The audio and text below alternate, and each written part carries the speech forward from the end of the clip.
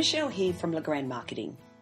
There is an old saying which I used as my first post for the year: fail to plan, plan to fail. I think that is a great way to sum up the importance of having a marketing plan. Now, I admit in my earlier days I hated planning. It seemed to me such a waste of time. I would rather be doing than planning. After all, this is where you get the results. I soon realised I spent so much time doing and wasting heaps of time in the process because I didn't have a plan to follow. As per my previous blog, one of the biggest mistakes fitness and sports businesses make is not having any plans. Unfortunately, this seems to be the norm rather than the exception. But I bet you have a fitness plan for your clients or members, including their background, what they want to achieve, their exercise routine, nutrition, meals, as well as monitoring them on a regular basis to see how they are progressing. You need to do exactly the same thing for your business. Still not convinced? Then let me share with you the top 5 reasons every business needs a marketing plan and a social media plan. First one, it forces you to look at the big picture items. You need to understand the big picture before you drill into the details.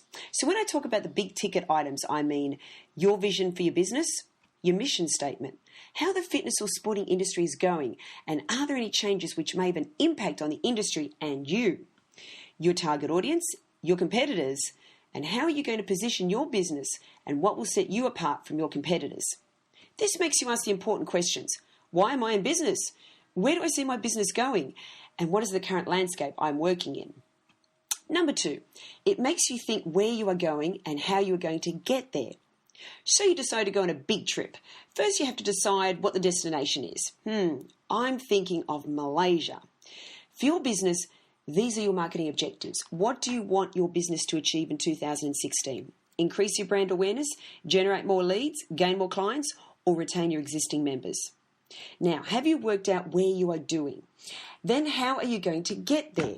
So for my trip, I need to work out the travel dates and what are the best flights that will get me there and hopefully not costing an arm and a leg.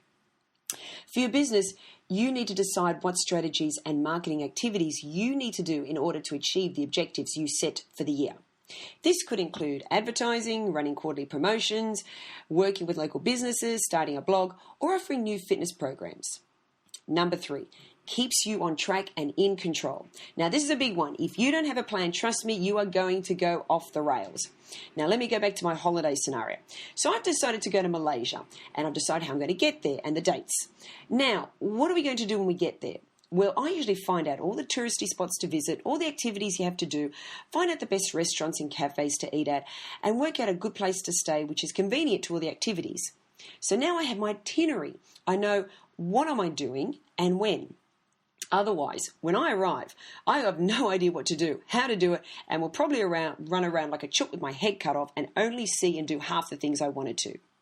You see, when you have a plan, it keeps you, your trainers, instructors, reception staff, everyone on the same page. It keeps you focused, always going in the right direction, and you'll find you can be more proactive and less reactive.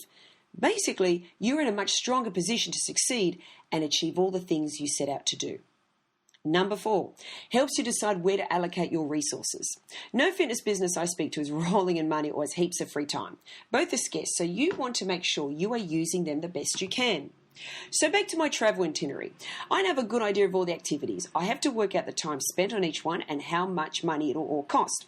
I now have all the plans, so I'm seeing and doing all the things I plan to, and now I know the costs, I can start saving. There are literally hundreds of marketing activities you could be doing, but you won't be able to do them all. By having a plan, you can then allocate precious money and time to the activities you will gain the best bang for your buck. Also, if you need to borrow money from a financial institution, you would definitely need to have a business and marketing plan before you think about lending any funds to you. And the last one, it tells you what is and what is not working. So once you have your plans ready and you start rolling out the activities, you need to keep track of the results. Then you go back to your plan to see if they're helping you achieve your objectives or not. This is really important as you need to know what is working and or whether you need to adjust your activities to improve the chances of it giving you the results you want. There are always going to be some activities that you do that prove disappointing, but this is where you learn the most. Tweak your campaigns, change your approach, and see if this makes a difference. Having a plan helps you uncover what is working and what you need to work on next time. Well, hopefully I've convinced you as to why you must have a plan. If you don't have time to put one together, let me know, because your business cannot afford not to have one.